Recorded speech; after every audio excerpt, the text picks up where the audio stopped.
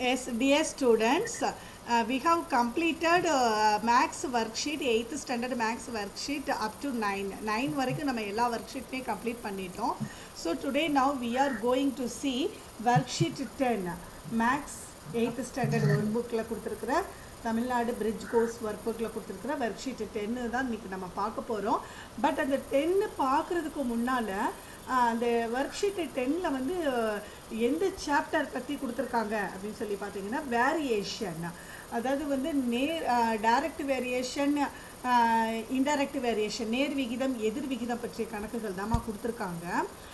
So நம்ம இது வந்து 8th ஸ்டாண்டர்டில் சாரி 7th ஸ்டாண்டர்டில் நீங்கள் ஆல்ரெடி நீங்கள் வந்து படிச்சிருக்கீங்க. Ratio, direct variation and inverse proportion, direct and inverse proportion, நேர் மற்றும் எதிர் விகிதங்கள். டைரக்ட் ப்ரப்போர்ஷன் அப்படின்னா நேர் விகிதம், இன்வர்ஸ் ப்ரப்போர்ஷன் அப்படின்னா எதிர் விகிதம். ஸோ இதெல்லாம் வந்து நீங்கள் வந்து 7th ஸ்டாண்டர்டில் படிச்சிருக்கீங்க. அதை நம்ம ஒரு தடவை ரீகால் பண்ணிக்கலாம். இங்கே பாருங்கள், 6th இருக்கிறதையும் இங்கே வந்து உங்களுக்கு குறிப்பிட்டு சொல்லியிருக்காங்க பாருங்கள். In class 6 we have learnt ratio and proportion. 6thலேருந்தே நமக்கு வந்துருச்சு ratio and proportion. Let us recall them now. Ratio is the comparison of two quantities of the same kind. இதை பார்த்துக்கோங்கம்மா. ரேஷியோ அப்படின்னா என்னன்னு பாருங்கள். அதுக்கு definition, ratio is the comparison of two quantities of the same kind. அதாவது வந்து விகிதம் அப்படிங்கிறது which is used to compare two திங்ஸ்மா. ஏதாவது இரண்டு தகவல்கள், இரண்டு விஷயங்கள் இல்லை இரண்டு பொருட்களை வந்து கம்பேர் பண்ணுறதுக்கு நமக்கு வந்து இந்த ரேஷியோ யூஸ்ஃபுல்லாக இருக்குது. மீன்ஸ் ஒரே வகையான இரு அளவுகள், சரியா? இங்கே சேம் கைண்ட் அப்படின்னா பார்த்தீங்கன்னா ஒரே வகையான இரு அளவுகள், டூ குவான்டிட்டிஸ் அப்படிங்கிறது வந்து அளவுகள். இதை வந்து நீங்கள் தமிழில் எழுதிக்கோங்க. ரேஷியோவுக்கு வந்து எப்படி நீங்கள் எழுதலாம் அப்படின்னு பார்த்தீங்கன்னா, ஒரே வகையான இரு அளவுகளை ஒப்பிடுவதற்கு பயன்படுவது தான் ரேஷியோ, விகிதம். ஒரே வகையான இரு அளவுகளின் ஒப்பீடு அப்படின்னு நீங்கள் எழுதிக்கோங்கம்மா, ரேஷியோ. ஓகே, சரியா? இது வந்து இங்கே வந்து பாருங்கள், if the quantity A is compared with the quantity B, the ratio can be written in the form A is to B. இப்போ வந்து ஒரு A அப்படிங்கிற ஒரு விஷயத்தை வந்து B அப்படிங்கிற ஒரு திங்கோட, நம்ம ஒரு பொருளோட வந்து நம்ம கம்பேர் பண்ணும்போது நம்ம எப்படி எழுதணும் பார்த்தீங்கன்னா A is to B தான் எழுதணும். Main two ratios A is to B and C is to D. இப்போ விகிதமே 2 விகிதமாக இருக்குதுன்னு வச்சுக்கோங்க. அதை வந்து நம்ம கம்பேர் பண்ணும்போது இரண்டு விகிதங்கள், அதாவது வந்து ஒரு திங்ஸை இன்னொரு திங்ஸோட கம்பேர் பண்ணும்போது நம்ம A is to Bன்னு சொல்கிறோம். அதே மாதிரி ரெண்டு விஷயங்கள், டூ ரேஷியோவையே எடுத்துக்கிறோம், இரண்டு விகிதங்களவே எடுத்துக்கிறோம். A is to B and C is to D. அதை வந்து நம்ம எடுத்துக்கிறோம் அப்படின்னா when they are equal, we say that the ratios are in proportion. இதுதாம்மா ரேஷியோக்கு ப்ரப்போர்ஷனுக்கு வித்தியாசம். ரேஷியோங்கிறது வந்து when we are used to compare two things, இரண்டு விஷயங்களை வந்து நம்ம ஒப்பிடும்போது ரேஷியோன்னு சொல்கிறோம். பட் ரெண்டு ரேஷியோவையே நம்ம கம்பேர் பண்ணும்போது சமமாக இருக்குது, நம்ம கம்பேர் பண்ணுறோம் அப்படின்னா அதுதாம்மா proportion. A is to B. இங்கே பாருங்கள் சைன் எப்படி போடணும் பாருங்கள், 2 இஸ்ட்டு மாதிரி போடணும். இஸ்ட்டு இது மாதிரி எழுதணும்.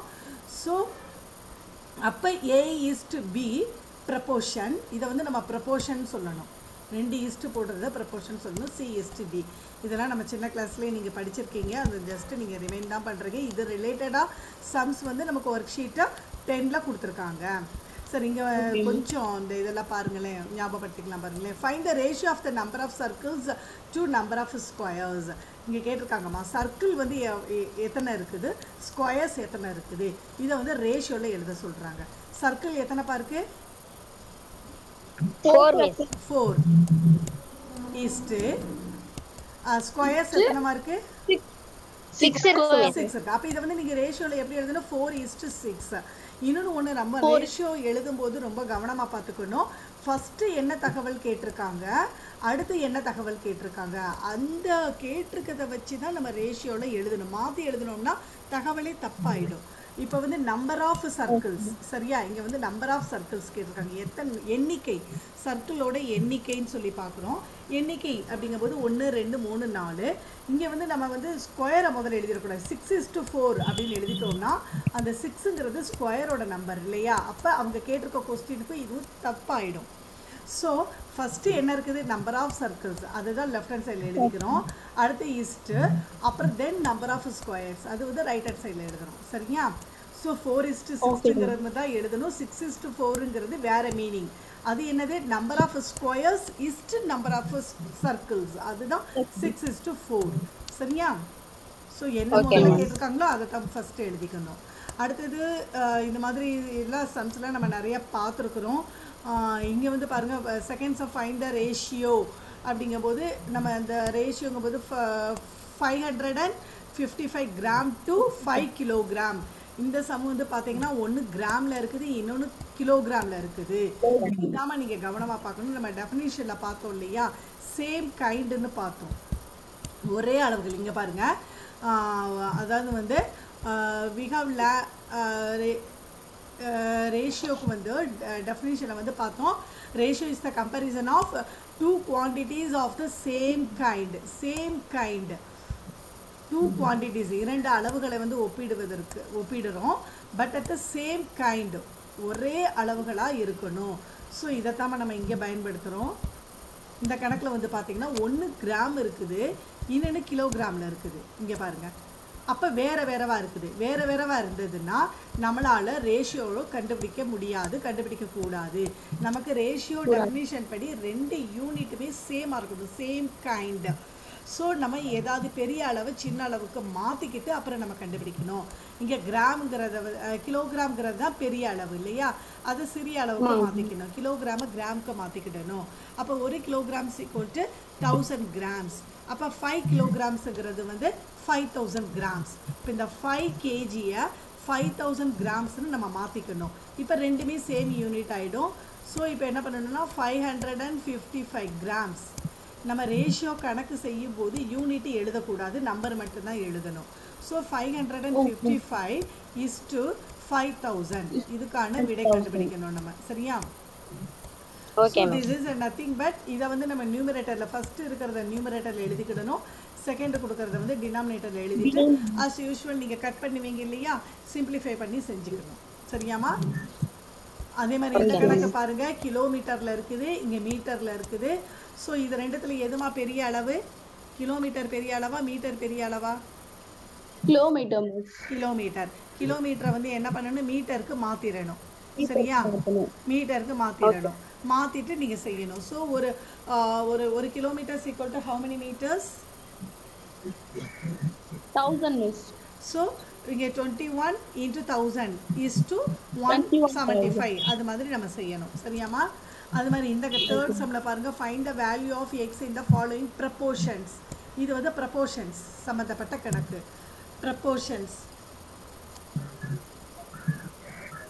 ப்ரப்போர்ஷன்கிறதுக்கு தமிழில் வந்துமா விகித சமம், அதை எழுதிக்கோங்க. இது வந்து விகித சமம் வந்து நம்ம கண்டுபிடிக்கணும். ஏன் அப்படின்னு பார்த்தீங்கன்னா இங்கே பாருங்கள், சிம்பிள் பாருங்கள், டபுள் இஸ்ட்டு இருக்குது. இஸ்ட்டுன்றதுன்னா அது ப்ரப்போர்ஷனில் இருக்குன்னு அர்த்தம். இதில் வந்து நம்ம எக்ஸு கண்டுபிடிக்கணும். இதுக்கு ஒரு சம் மட்டும் நான் ஒரு மாடல் உங்களுக்கு சொல்லிடுறேன். இங்கே பாருங்கள், இந்த சின்ன கணக்கு இதை எடுத்துக்கோங்க. x = 26, இங்கே ப்ரப்போர்ஷன் இருக்குது இல்லையாம்மா? ஆமாம். இதை கொடுத்துருக்க ப்ரப்போர்ஷன்லேருந்து நம்ம எக்ஸு கண்டுபிடிக்கணும். அப்படின்னா ஃபஸ்ட்டு இங்கே வந்து பார்த்தீங்கன்னா லெஃப்ட் ஹேண்ட் சைடில் இருக்கிறத, இங்கே லெஃப்ட் ஹேண்ட் சைடில் கொடுத்துருக்காங்க இல்லையா, இதை வந்து நம்ம நியூமரேட்டர் டினாமினேட்டரில் எழுதிக்கணும். x/26 = ஏன்னா ப்ரப்போர்ஷன் அப்படிங்கும்போது இரண்டு விகிதங்களும் சமமாக இருக்கும் பட்சத்தில் தான் நம்ம ப்ரப்போர்ஷன்னே நம்ம பேசுகிறோம். ஸோ இது ரெண்டு சமம். அதனால் x / 26 = 5 / 65. சரியா? ஸோ இதிலேருந்து நீங்கள் சிம்பிளிஃபை பண்ணி எக்ஸை வந்து கண்டுபிடிக்கணும். எப்படி சிம்பிளிஃபை பண்ணுறோம் அப்படின்னு பார்த்தீங்கன்னா, இங்கே வந்து எக்ஸ் தான் இருக்குது, நம்மளால் கண்டுபிடிக்க முடியாது, அது அப்படியே வச்சுக்கணும். இந்த சைடு 565 வந்து நம்மளால் கட் பண்ண முடியும், ஏன்னா 5 டேபிள் இருக்குது. 1/5 = 5. இங்கே அதே மாதிரி பாருங்கள், 1/5 = 5, மீதம் 1 இருக்குது. 1/5 = 13. சரியாமா? ஸோ 1/13. அப்போ x/26 = 1/13. ப்ரப்போர்ஷன் கணக்கில் எப்படி எக்ஸ் கண்டுபிடிக்கணுங்கிறதுக்கு மிஸ் உங்களுக்கு ஏற்கனவே படித்த கருத்துக்கள் தான் திரும்ப உங்களுக்கு ஞாபகப்படுத்துகிறேன். X by 26 is equal to 1/13. இதுலேருந்து எக்ஸை கண்டுபிடிக்க முடியுமானா முடியும். எப்படி கண்டுபிடிக்கலாம்? கிராஸ் மல்டிப்ளிகேஷன் தான். Okay ma'am. So cross multiplication அப்படிங்கும்போது எக்ஸ் 13x மிஸ் எழுதுறது சரியான்னு சொல்லுங்கள். 13x equal to 26. நான் எழுதியிருக்கேன் இந்த ஈக்குவேஷன் சரியாமா? தப்பு மிஸ். எக்ஸ் தான மிஸ். சரியா தப்பா? நோ மிஸ், தப்பு மிஸ். தப்பு மிஸ். ஏன் தப்புங்கறீங்க? இஸ் 2 வரணும் மிஸ். நான் கிராஸ் மல்டிப்ளிகேஷன் தானே நான் செய்ய சொன்னேன். கிராஸ் மல்டிப்ளிகேஷன் முறைப்படி தானே நம்ம கண்டுபிடிக்கணும். So x into 13 13x, 1 into 26 26. கரெக்டாக தானே எழுதியிருக்கேன்? இஸ் 2 வரணும் மிஸ். இஸ்ட்டு எதுக்கு? இஸ்ட்டை பற்றி இங்கே நம்ம பேசலையே. ப்ரப்போர்ஷனை பற்றி நம்ம எழுதவே இல்லையே. ப்ரப்போர்ஷனை தான் நம்ம மாற்றிட்டோமே. Okay miss, okay miss. Proportion நம்ம ப்ரப்போர்ஷன் தான் இங்கே இருக்கு இல்லையா? ப்ரப்போர்ஷன் கணக்கு தான் நம்ம இஸ் ஈக்குவல்ட்டுன்னு மாற்றிட்டோமே. ஏன் நம்ம ஈக்குவல்ட்டுன்னு எழுதியிருக்கோம் அப்படின்னா ப்ரப்போர்ஷனோட டெஃபினிஷன் அப்படி. ப்ரப்போர்ஷனோட டெஃபினிஷனுங்க போது 2 விகிதங்கள் அவங்க கணக்கில் கொடுத்துட்டாங்க. ப்ரப்போர்ஷன் கொடுத்துட்டாங்க. ப்ரப்போர்ஷன் போது இங்கே பாருங்கள், main two ratios A is to B and C is to D are equal. ஈக்குவலாக தான் இருக்கும், சமமாக தான் இருக்கும். இந்த விகிதமும் சமமாக இருந்தால் தான் நம்ம ப்ரப்போர்ஷனே சொல்கிறோம். அதாவது இங்கே லெஃப்ட் ஹேண்ட் சைடில் கொடுத்துருக்க விகிதமும் ரைட் ஹேண்ட் சைடில் கொடுத்துருக்கிற விகிதமும் ரேஷியோவும் சமமாக இருக்கும் பட்சத்தில், சமமாக இருந்தால்தான் நாம் வந்து ப்ரப்போர்ஷனே சொல்லுவோம். சரியா? ஸோ அதனால தான் இங்கே ஈக்குவல்ட்டு போட்டு மிஸ் இந்த கணக்கு செஞ்சிட்ருக்கேன். மிஸ் ஈக்குவல்ட்டு போட்டு செஞ்சிட்ருக்கேன். ஸோ இப்போ நம்ம இங்கே கிராஸ் மல்டிப்ளிகேஷன் பண்ணியாச்சு. இதுலேருந்து எக்ஸை கண்டுபிடிக்கும் போது இல்லை டேரெக்டாகவே நீங்கள் கட் பண்ணிக்கலாம், லெஃப்ட் ஹேண்ட் சைடையும் ரைட் ஹேண்ட் சைடையும். இல்லை உங்களுக்கு டவுட்டாக இருந்ததுன்னா X equal to what ever it is இந்த ரைட் ஹேண்ட் சைடு அதை எழுதிக்கோங்க. 26/13. இதை கட் பண்ண முடியுமா? 26ஐயும் 13ஐயும் கட் பண்ண முடியுமாமா? கட் பண்ணலாம். எப்படிமா? 2 13s are 26 miss. Yes, 1 13 is 13, 2 13s are 26. So yes, இப்போ வந்து x ஓட மதிப்பு என்னது? x ஓட மதிப்பு என்னதுமா? 2 தான். 2/1 சொல்லணும்னு அவசியம் இல்லை. Because all the whole numbers are having the denominator 1. So 1 வந்து நம்ம சொல்லணுங்கிற அவசியம் இல்லை. இப்போ x = 2. சரியா? இப்போ இந்த கணக்குக்கான விடை நம்ம கண்டுபிடிச்சிருக்கோம். x = 2 கண்டுபிடிச்சாச்சு. சரியா? இப்படி தான் உங்களுக்கு இது சம்மந்தப்பட்ட கணக்குகள் தான் ஒர்க் ஷீட் 10ல் இருக்குது. அடுத்து இன்ட்ரடக்ஷன் மாதிரி கொடுத்துருக்காங்க பாருங்க. We come across many situations in day to day life. Day to day லைஃப்னா அன்றாட வாழ்க்கை சூழல். நம்மளோட அன்றாட வாழ்க்கை சூழலில் we come across many situations. நிறைய சூழல்களை வந்து பார்த்திங்கன்னா we see a change in one quantity brings a change in other quantity. அதாவது வந்து பார்த்திங்கன்னா நம்மளோட அன்றாட வாழ்க்கை சூழலில் வந்து நம்ம நிறைய விஷயங்களை சந்திச்சுக்கிட்டு இருக்கோம். அதாவது ஒரு பொருளில் ஏற்படும் மாற்றம் அதோடு தொடர்புடைய மற்ற பொருளையும் மாற்றத்தை ஏற்படுத்துது. இதைத்தான் நம்ம என்ன சொல்கிறோம்னா நேர் விகிதம் சொல்கிறோமா. Let us learn about the concept of variation that helps us to handle situations efficiently. So நம்மளோட அன்றாட வாழ்க்கை சூழலில் ஏற்படக்கூடிய அந்த வேரியேஷன் சம்மந்தப்பட்ட கான்செப்ட், அந்த கருத்துக்களுக்கு எப்படி வந்து நம்ம ஹேண்டில் பண்ணலாம் அப்படிங்கிறது தான் இந்த டாபிக் வந்து நமக்கு யூஸ்ஃபுல்லாக இருக்குது. We consider the task of cleaning a school. இப்போ ஒரு எக்ஸாம்பிளே எடுத்துக்கோங்களேன். நம்ம ஸ்கூலை வந்து க்ளீன் பண்ணுறீங்க ஸ்டூடெண்ட்ஸ் எல்லாம் சேர்ந்து. Many more number of students are involved. நிறைய ஸ்டூடெண்ட்ஸ் வந்து இன்வால்வ் ஆகி நம்ம ஸ்கூல் கேம்பஸே நீங்கள் க்ளீன் பண்ணிகிட்ருக்கீங்க அப்படின்னா the time taken to clean will be less. நேரம் வந்து சீக்கிரமே நீங்கள் கம்ப்ளீட் பண்ணி முடிச்சிடுவீங்க. சரியா? இதே இது when the number of students are more, the work done will also be more. அதே இது வந்து நீங்கள் நிறைய ஸ்டூடெண்ட்ஸ் சேர்ந்து வேலை பார்க்குறீங்கன்னா நிறைய வேலை பார்ப்பீங்க. இப்போ ஃபஸ்ட்டு எக்ஸாம்பிளில் வந்து பாருங்கள், நிறைய ஸ்டூடெண்ட்ஸ் ஒர்க் பண்ணுறீங்க. ஸோ மோர் ஸ்டூடெண்ட்ஸ் இங்கே வந்து அதிகமாக இருக்குது. பட் டைம் வந்து கம்மியாகுது. அதான் நம்பர் ஆஃப் ஸ்டூடெண்ட்ஸ் அதிகமாகும் போது, இப்போ அதிகமாகுதுன்னா நம்ம 6 மார்க்கு இப்படி போட்டுக்கலாம், கம்மியாகுது இப்போ வந்து டைம் வந்து கம்மியாகுது. இங்கே ஸ்டூடெண்ட்ஸ் நம்பர் ஆஃப் ஸ்டூடெண்ட்ஸ் வந்து அதிகமாகுறீங்க, டைம் வந்து கம்மியாகுது. இதைத்தாம நம்ம இன்வர்ஸ் வேரியேஷன் சொல்கிறோம். இதுதான் எதிர் விகிதம். சரியா? இன்வர்ஸ் வேரியேஷன் வந்து எதிர் விகிதம். இதே இது வந்து இப்போ வந்து பாருங்களேன், இதில் வந்து செகண்ட் எக்ஸாம்பிள் என்ன கொடுத்துருக்காங்க, நம்பர் ஆஃப் ஸ்டூடெண்ட்ஸ் ஆர் மோர், நிறைய ஸ்டூடெண்ட்ஸ் ஒர்க் சேர்ந்து வேலை பார்க்குறீங்க, ஒர்க் டன், வேலை நிறையா செஞ்சுருக்கீங்க. அதாவது டேபிள் பெஞ்ச் எல்லாம் வந்து அரேஞ்ச் பண்ணுறது, கிளாஸ் ரூமை பெருக்கிறது, நம்பர் ஆஃப் ஒர்க்கும் அதிகமாக இருக்கும். ஸோ வந்து வேறு என்னெல்லாம் பண்ணலாம், பேப்பர் டஸ்ட்பின் எடுத்து குப்பையெல்லாம் எடுத்து போடுறது, இது மாதிரி ஒர்க்கு, இது மாதிரி ஒட்டடை கிளாஸ் ரூமில் அங்கங்கே ஒட்டடெல்லாம் இருந்ததுன்னா, இப்போ நம்ம லாக்டவுன் முடிஞ்சு ஸ்கூலுக்கு போனதுக்கப்புறம் இது தான் செய்ய போகிறோம் அண்ணம்மா. ஆனால் உங்களை இதெல்லாம் செய்ய விட மாட்டோம், நாங்களே எல்லாமே செஞ்சு வச்சுருவோம், ஆல்ரெடி க்ளீன் பண்ணி வச்சுருவோம். சப்போஸ் நம்ம ஸ்கூல்லேயே ரன் ஆகிக்கிட்டே இருக்குது அப்படின்னா நம்மளோட பள்ளிக்கூடத்தை நம்ம தான் நம்ம க்ளீனாக வச்சுக்கணும் இல்லையா? அதுக்காக தான் இந்த எக்ஸாம்பிள் வந்து உங்களுக்கு கொடுத்துருக்காங்க. ஸோ நம்பர் ஆஃப் ஒர்க்கும் அதிகமாகுது, இங்கே ரெண்டுமே அதிகமாக இருக்குது. இதே இது கம்மியாக ஸ்டூடெண்ட்ஸ் இருக்கீங்கன்னா கம்மியாக தான் டைமும் வந்து உங்களுக்கு என்ன ஆகும், அதிகமாகும், வேலையும் நடக்காது.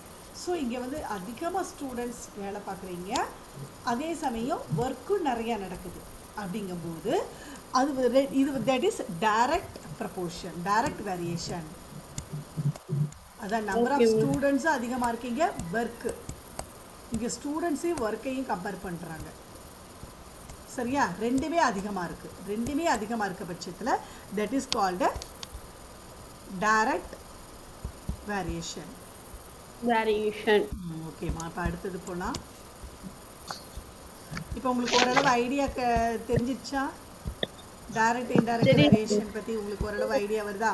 இந்த இதில் பாருங்கள், எக்ஸாம்பிள் என்ன கொடுத்துருக்காங்கன்னு, இதில் என்ன இருக்குதுன்னு பாருங்கள். இந்த பிக்சர் பாருங்கம்மா, டைரக்ட் ப்ரப்போர்ஷன், இன்வர்ஸ் ப்ரப்போர்ஷன் கொடுத்துருக்காங்க பாருங்கள். அதாவது வந்து இந்த பொம்மையோட சைஸ் வந்து அதிகமாகிட்டே இருக்குது இல்லையா? இங்கே வந்து பார்த்திங்கன்னா செகண்ட் இதில் வந்து பாருங்கள்,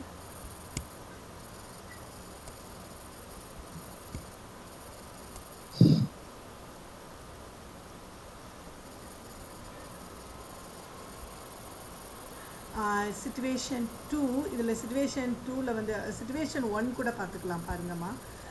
Manimala prepares vegetable soup for her family of 4 members. Manimala அப்படிங்கிற பொண்ணு வந்து என்ன பண்ணுற, வெஜிடபிள் சூப் வந்து ரெடி பண்ணுறா. அவங்க ஃபேமிலியில் வந்து 4 பேர் இருக்காங்க. 4 பேர் இருக்கக்கூடிய ஃபேமிலிக்கு வந்து வெஜிடபிள் சூப் ரெடி பண்ணுறாமா. She uses 2 cups of vegetables, 600 ml of water, 1 teaspoon of salt and half teaspoon of pepper. சரியா? ஸோ வந்து 4 மெம்பருக்கு தான் அவள் ரெடி பண்ணுறா. 4 மெம்பருக்கு அவள் ரெடி பண்ணும்போது என்னெல்லாம் யூஸ் பண்ணுறா பாருங்கள். 2 cups வெஜிடபிள்ஸ் வந்து 2 cups யூஸ் பண்ணுறா. வாட்டர் வந்து எவ்வளோ யூஸ் பண்ணுறான்னா 600 ml. சரியா? 600 ml. அதே இது வந்து சால்ட்டு அப்படிங்கும்போது 1 டீஸ்பூன். சரியா? அது பெப்பர் அப்படிங்கும்போது 1/2 டீஸ்பூன் யூஸ் பண்ணுறாமா. இதே இது suddenly her aunt and uncle join them. திடீர்னு பார்த்தா அவங்க அத்தையும் மாமாவும் வீட்டுக்கு வந்துடுறாங்க. What would be the change in quantities of the ingredients to prepare soup for all the 6 members. இப்போ அவள் ரெடி பண்ணி அவள் எடுத்திருக்க குவான்டிட்டியோட அளவு வந்து 4 மெம்பர்ஸ்க்கு தான். இப்போ 2 பேர் எக்ஸ்ட்ரா அதிகமாக அவங்க வீட்டுக்கு கெஸ்ட்டு வந்துட்டாங்க. இப்போ அவங்களுக்கும் சேர்த்து அவள் சூப் ரெடி பண்ணணும்னு பிளான் பண்ணிட்டா.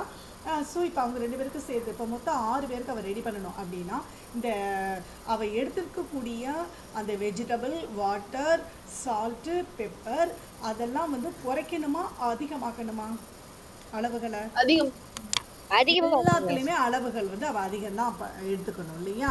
எல்லாத்துலேயுமே அவள் வந்து அளவை அதிகப்படுத்தணும். அதாவது வந்து வெஜிடபிளும் அவள் அதிகமாக எடுக்கணும். சரியாம்மா? இந்த குவான்டிட்டியும் அதிகமாக எடுக்கணும். ஸோ இதுதான் எல்லாமே அதிகமாகுது. ஸோ இதுதாம்மா டைரக்ட் வேரியேஷன். இங்கே கொடுத்துருக்கக்கூடிய எல்லா அளவுகளுமே அவள் அதிகமாக தான் எடுத்தாகணும். ஸோ என்ன திஸ் இஸ் டைரக்ட் வேரியேஷன்.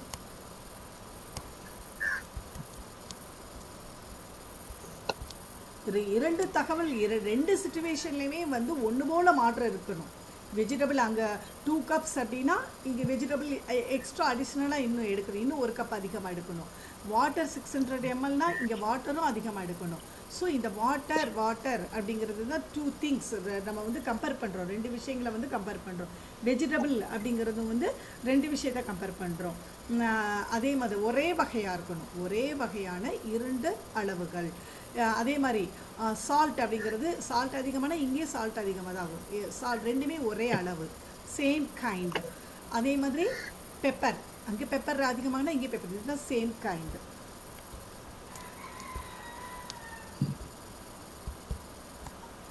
செகண்டில் கூட ஒரு இது சிச்சுவேஷன் இருக்குது, ஒரு சிச்சுவேஷன் மட்டும் பார்த்துட்டு நம்ம சம்ஸ்க்கு போகலாம். Situation 2, in a military camp there are 200 soldiers. ஒரு military campல வந்து 200 soldiers இருக்காங்கம்மா. Grocery for them are available for 40 days. அவங்கக்கிட்ட வந்து சோல்ஜர்ஸ்க்கு உணவு தயாரிக்கிறதுக்கு தயாரான மளிகை ஜாமான்கள் வந்து பார்த்திங்கன்னா கிராசரி, அது வந்து 40 நாளைக்கு 40 நாளைக்கு செய்யக்கூடிய அளவுக்கு மளிகை சாமான்கள் அவங்கக்கிட்ட இருக்குது. If 54 soldiers joined them. இப்போ அதிகமாக 50 soldiers வந்து ஜாயின் பண்ணிட்டாங்க, அந்த கேம்பில் வந்து ஜாயின் பண்ணிட்டாங்க அப்படின்னா how long will this grocery last? இப்போ வந்து அந்த அவங்ககிட்ட இருக்கக்கூடிய கிராசரி எவ்வளோ நாளைக்கு வரும்? அதிக நாளைக்கு வருமா, குறைந்த நாளுக்கு வருமாமா? குறைந்த நாள் தான் வரும். குறைந்த நாட்கள் தான் வரும். ஏன்னா அவங்ககிட்ட இருக்கக்கூடியது அவங்க ஏற்கனவே 40 நாளைக்கு பிளான் பண்ணி எடுத்து வச்சுருக்காங்க. சரியா? 200 பேர் ஒரு கேம்ப் போடுறதுக்கு ஒரு இடத்துல போய் கேம்ப் போட்டாங்க, 200 soldiers. ஸோ 40 daysக்கு தான் அவங்க தங்கணுங்கிறது பிளானு. 40 daysக்கு தகுந்த மாதிரி அவங்க மளிகை ஜாமான்கள் எடுத்துகிட்டு போயிட்டாங்க, உணவுப் பொருட்கள் எடுத்துகிட்டு போயிட்டாங்க, கிராசரி எடுத்துகிட்டு போயிட்டாங்க. இப்போ திடீர்னு 50 soldiers அவங்களோட வந்து ஜாயின் பண்ணிட்டாங்க அப்படின்னா இருக்கக்கூடிய அவங்கக்கிட்ட இருக்கக்கூடிய அந்த உணவுப் பொருட்களின் மளிகை ஜாமான்களின் அளவு வந்து என்னாகும்? கம்மியாயிடும் இல்லையா? டிக்ரீஸ் ஆகிடும். ஸோ இங்கே வந்து பார்த்திங்கன்னா சோல்ஜர்ஸ் கிராசரி, ஸோ சோல்ஜர்ஸ் அதிகமாகும் போது கிராசரி கம்மி ஆகிடுது, வேல்யூ வந்து கம்மி ஆகிடுது இல்லையா? நம்பர் ஆஃப் டேஸ் அவங்ககிட்ட இருக்கக்கூடிய இது வந்து டேஸ் 40 நாளைக்கு வர்றது சீக்கிரமே காலி ஆகிடும் இல்லையாம்மா? ஸோ இங்கே நாட்கள் வந்து குறைஞ்சிருது, அதாவது ஒரு தகவல் கூடும்போது இன்னொரு தகவல் குறையுது. அப்போ இது வந்து என்ன வேரியேஷன்? டைரக்டாக இன்வர்ஸாமா? இன்வர்ஸ், எதிர் விகிதம். சரியா? வந்து பார்த்தீங்கன்னா இது மாதிரி எல்லாம் உங்களுக்கு 7th ஸ்டாண்டர்டில் இருக்கக்கூடிய சம்ஸ் எல்லாம் கேட்டிருக்காங்க. நீங்கள் அதை வீட்டில் வந்து ரஃப் ஒர்க்காக ஹோம்ஒர்க்காக செய்யுங்க. சரியா? Observe the following 5 squares of different sides given in the graph sheet. இங்கே ஒரு கிராஃப் ஷீட் கொடுத்துருக்காங்கம்மா. இந்த கிராஃப் ஷீட்டில் வந்து ஸ்கொயர்ஸ் வந்து ட்ரா பண்ணியிருக்காங்க பாருங்கள். The measures of the sides are recorded in the table given below. அதாவது இங்கே வந்து 2 ஸ்கொயர்னாலே ஆல் சைட்ஸ் ஆர் ஈக்குவல் இல்லையா? இங்கே ஃபஸ்ட்டு இருக்கக்கூடிய இந்த ஸ்கொயரை பாருங்கள். இதில் வந்து 2 centimeter sides, 3 centimeter sides, 4 centimeter sides, அது மாதிரி 5-6 centimeters, அது மாதிரி 5 different ஸ்கொயர்ஸ் வந்து கொடுத்தாச்சு. Find the corresponding perimeter and ratios of, இது வந்து நீங்கள் வந்து ஒர்க்கு எனக்கு செஞ்சு எனக்கு வாட்ஸ்அப் குரூப்பில் அனுப்புங்க. Find the corresponding perimeter and the ratios of each of these with the sides given and complete the table. கீழே ஒரு டேபிள் கொடுத்துருக்காங்க பாருங்கள். இங்கே ஒரு டேபிள் கொடுத்துருக்காங்க. சைட் ஆஃப் த ஸ்கொயர் சென்டிமீட்டரில் இருக்குது. அடுத்த காலம் பாருங்கள், perimeter of the square. What is the formula for the perimeter of the ஸ்கொயர்மா? What is the formula for the perimeter of the square சொல்லுங்கள்.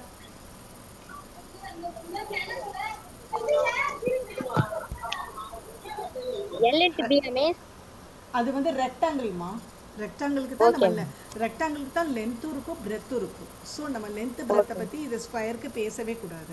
ஸ்கொயருக்கு ஒன்லி இருக்கிறது சைடு மட்டும்தான், பக்கம் மட்டும்தான். So what is the perimeter of the square? Jennifer, are you in line? Miss இருக்கேன் miss. சொல்லுமா. What is the side miss? Side. Yes, very good. Perimeter of the square is 4 into side. 4 Side. பக்கங்களின் கூடுதல். வேற ஒன்றும் இல்லை, என்னமோ formula பெரிய விஷயம் அப்படிலாம் ஒன்றும் கிடையாது. 4 பக்கங்களில் கூட பெரிமீட்டர்னாலே என்னது? Surroundings, border, all the sum of all the sides. சுற்றளவு, சுற்றளவுங்கிற அந்த வார்த்தையிலே உங்களுக்கு இருக்க பாருங்க, சுற்றி இருக்கக்கூடிய பக்கங்களின் கூடுதல் தான் சுற்றளவு. ஸோ இங்கே வந்து பக்கத்து ஸ்கொயருக்கு, சதுரத்துக்கு 4 பக்கங்கள் இருக்குது. அப்போ 4 பக்கத்தையும் கூட்டணும்னா அதுதான் சுற்றளவு. So 4 into side. சரியா? That is the perimeter. இப்போ நீங்கள் வந்து இந்த கணக்கில் வந்து என்ன செய்யணும் அப்படின்னா, நீங்கள் எல்லா இந்த இந்த பாக்ஸஸ் எல்லாம் நீங்கள் ஃபில் பண்ணணும். ஃபஸ்ட்டு 2 சென்டிமீட்டர் பக்க அளவுகள் கொண்ட ஸ்கொயரின் சுற்றளவு இங்கே நீங்கள் கண்டுபிடிச்சி எழுதணும். அதே மாதிரி 3 பக்கங்கள் 3 சென்டிமீட்டர் அளவுகள் கொண்ட பக்கங்களின் சதுரங்களுக்கு பெரிமீட்டர் கண்டுபிடிச்சிக்கோங்க. அதே மாதிரி இதுக்கும் கண்டுபிடிச்சிக்கோங்க. 5 சென்டிமீட்டருக்கும் கண்டுபிடிச்சிக்கோங்க. 6 சென்டிமீட்டருக்கும் கண்டுபிடிச்சிக்கோங்க. இப்போ கண்டுபிடிச்சிட்டு இதோட வேல்யூ வந்து எக்ஸுமா. நீங்கள் ஃபஸ்ட்டு காலத்தில் கொடுத்துருக்கிறதெல்லாம் எக்ஸு, செகண்டு கொடுத்துருக்கிறது வந்து ஒய். Okay miss. வந்து ஒய், இது வந்து எக்ஸ். இப்போ வந்து நீங்கள் என்ன செய்யணும் அப்படின்னு சொல்லி பார்த்தீங்கன்னா, திஸ் இஸ் எக்ஸ். ஃபஸ்ட்டு காலத்தில் கொடுத்துருக்கிறது எல்லாமே எக்ஸு, செகண்ட் காலத்தில் கொடுத்துருக்கிறது எல்லாமே ஒய். இங்கே என்ன கேட்டிருக்காங்க பாருங்கள், தேர்ட் காலத்தில் நீங்கள் என்ன ஃபில் பண்ணணும்னா எக்ஸ் பை ஒய் அப்படின்னு நீங்கள் கண்டுபிடிக்கணும். நான் ஒரு கணக்கு மட்டும் உங்களுக்கு செஞ்சு காமிக்கட்டுமா? செய்யலாம்.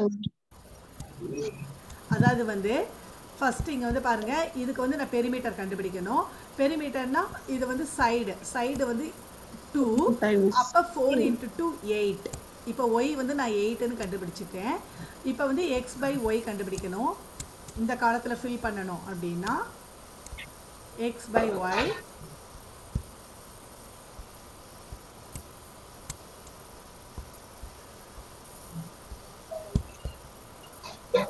ஸோ எக்ஸுங்கிறது வந்து 2, ஒய்ங்கிறது வந்து 8. ஸோ 2/8ங்கிறது 1/4. இந்த காலத்தில் 1/4. இதே மாதிரி மற்ற காலம் எல்லாம் நீங்கள் ஃபில் பண்ணிக்கோங்க. இந்த காலம்லாம் நீங்கள் ஃபில் பண்ணுங்கள். So from the information so obtained state whether the side of a square is in direct proportion to the perimeter of the square. இப்போ கேள்வி என்ன கேட்டிருக்காங்க அப்படின்னா, எல்லாமே வந்து அதாவது சைஸ் அதிகமாக 2 centimetre, 3 centimetre, 4 centimetre, 5 centimetre, 6 centimetre side அதிகமாக சுற்றளவின் அளவுகளும் அதிகமாகுதா அப்படின்னு உங்கள்கிட்ட கேட்குறாங்க. அதுதான் இங்கே வந்து கண்டுபிடிச்சு உங்களை வந்து from the information so obtained அவங்களே சொல்லிட்டாங்க. இந்த இது நீங்கள் கண்டுபிடிச்சதுக்கப்புறம் உங்களுக்கு என்ன தெரிய வரும் அப்படின்னு சொல்லி பார்த்தீங்கன்னா, square is in direct proportion. இங்கே பாருங்கள், direct proportion to the perimeter of the square. அதாவது கொடுத்துருக்கக்கூடிய பக்கங்களின் அளவுகளையும். யார் வீட்லேயோ பேசுகிற சத்தமாக இருக்குதுமா, கொஞ்சம் அமைதியான இடத்துல உட்காருங்க. Direct proportion to the perimeter of the square. So கொடுத்துருக்கக்கூடிய பக்கங்களின் அளவுகளுக்கும் பெரிமீட்டர் ஆஃப் த ஸ்கொயர் சுற்றளவின் அளவுகளும் எப்படி இருக்குதுன்னு பார்த்தீங்கன்னா டைரக்ட் ப்ரப்போர்ஷனில் இருக்குது, நேர் விகிதத்தில் இருக்குது. சரியா? Okay miss. அடுத்தது போலாமா? இது எல்லாமே எக்ஸாம்பிள்ஸு தான். பாருங்கள், இதெல்லாம் வந்து 4.1ல் வந்து எக்ஸாம்பிள் தான் இருக்குது. Means if 6 children shared 24 pencils equally, then how many pencils are required for 18 children? இப்போ சம்மெல்லாம் வந்து நீங்கள் எப்படி செய்யணுங்கிறது ஸ்டெப்பு பார்த்துக்கோங்க. இது மாதிரி தான், அதுக்கு தான் மிஸ் இந்த எக்ஸாம்பிள் உங்களுக்கு எடுத்து வச்சேன். இப்போ வந்து நம்ம ஒர்க் ஷீட்டு 10ல் பார்க்கக்கூடிய சம்ஸ் எல்லாமே வந்து நம்ம வந்து ஷார்ட்டாக தான் நம்ம இந்த கிளாஸ் ஆன்லைன் கிளாஸில் வந்து ஷார்ட்டாக தான் இந்த போர்டில் எழுத முடியும். பட் நீங்கள் வந்து இது மாதிரி ஸ்டெப்ஸ் எழுதி நீங்கள் எனக்கு அனுப்பணும் கிளாஸ் ஒர்க்கில். சரியா? மெத்தடு இது தான், சொல்யூஷன் அப்படின்னு போட்டு நம்ம கேட்கக்கூடிய கேள்விகளுக்கு இப்படி தான் நீங்கள் ஸ்டெப் எழுதி எழுதணும். அதுக்கு தான் மிஸ் வந்து இந்த எக்ஸாமில் உங்களுக்கு காமிக்கிறேன். பாருங்கள், if 6 children shared 24 pencils equally, 6 குழந்தைங்க வந்து 24 பென்சிலை வந்து சமமாக பங்கிட்டுக்கிறாங்க, பிரிச்சுக்கிறாங்க, அவங்களுக்குள்ளே பிரிச்சுக்கிறாங்க. Then how many pencils are required for 18 children? இப்போ வந்து 18 குழந்தைங்களுக்கு பென்சில் வேணும் அப்படின்னா என்ன பண்ணணும்? இதுதாம்மா கேள்வி. 6 குழந்தைங்க 24 பென்சிலை சமமாக பிரிச்சுக்கிறாங்கன்னா ஒரு குழந்தைக்கு எத்தனை பென்சில்மா கிடச்சிருக்கும்? ஓரளவு இது நம்ம மைண்ட்லேயே கண்டுபிடிச்சிடலாம். 24 பென்சில் இருக்குது. 6 children ஆர் ஷேர்ட் ஈக்குவலி. 6 குழந்தைங்க வந்து ஈக்குவலாக பிரிச்சுக்கிறாங்க. அப்போ ஒரு குழந்தைக்கு எத்தனை பென்சில் கிடச்சிருக்கும்? சொல்லுங்க, லைன்ல தானே இருக்கீங்க? Hello miss 4 pencil miss. இது சொல்றதுக்கு ஏன் இவ்வளோ யோசிக்கிறீங்கம்மா? கேட்ட உடனே பதில் சொல்லுங்க. மைக் ஆஃப் பண்ணி வச்சிருந்தீங்க மைக் மிஸ். ஆஃப் பண்ணி வச்சீங்கன்னா அப்புறம் எப்படி? நான் வீடியோ தான் ஆஃப் பண்ண சொல்லியிருக்கேன், ஆடியோ நான் ஆஃப் பண்ண சொல்லலை. தென் எனக்கு எப்படி எனக்கு தெரியும் நீங்க ரெஸ்பான்ஸ் பண்றீங்களா இல்லையான்னு எனக்கு தெரியாதுல்லப்பா. ஸோ நீங்கள் ஆடியோ ஆஃப் பண்ணாதீங்க, வீடியோ மட்டும்தான் மிஸ் ஆஃப் பண்ண சொல்லியிருக்கேன், ஆடியோ ஆஃப் பண்ண சொல்லலை. சரி, இப்போ ஒரு குழந்தைக்கு 4 பென்சில் கிடைக்கிது இல்லையா?